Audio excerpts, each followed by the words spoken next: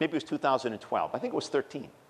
So Giorgio Armani said that boys and girls, men and women, are objects of beauty. And that our job as a fashion house is to put the most beautiful clothing possible and to treat them as just, well, beautiful people. So when he, with his sales and marketing, he didn't like the online stuff. He found it cold and unfriendly.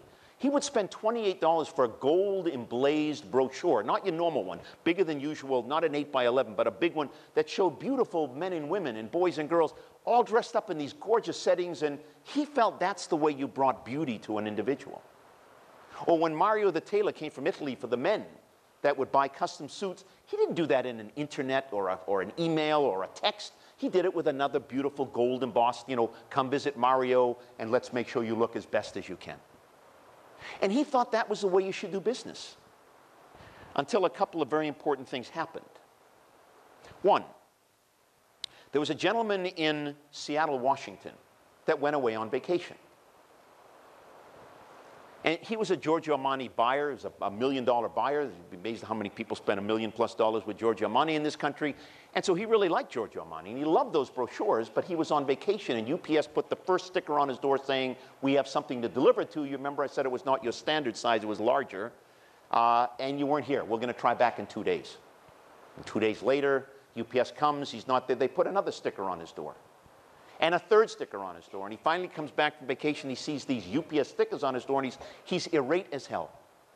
He calls up the Armani, and he said, what, are you guys crazy? I'm on vacation. You're putting an advertisement that I'm on vacation for somebody to come in and rob my house. Get smart, get real, get digital. That's what he said in his message. Armani looked at this.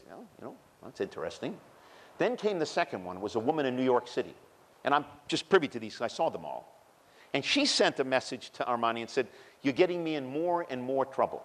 Every time those beautiful, gorgeous brochures come to my house, which I love, all my husband does is say, you see, there you are spending the entire family budget. For God's sakes, could you minimize it?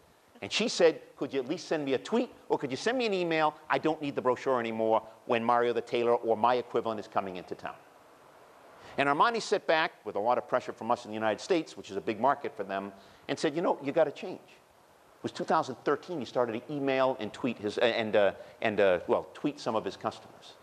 So the concept of, is your executive team ready to listen, is a very real issue in your ability to thrive in the digital deluge. Does that make sense?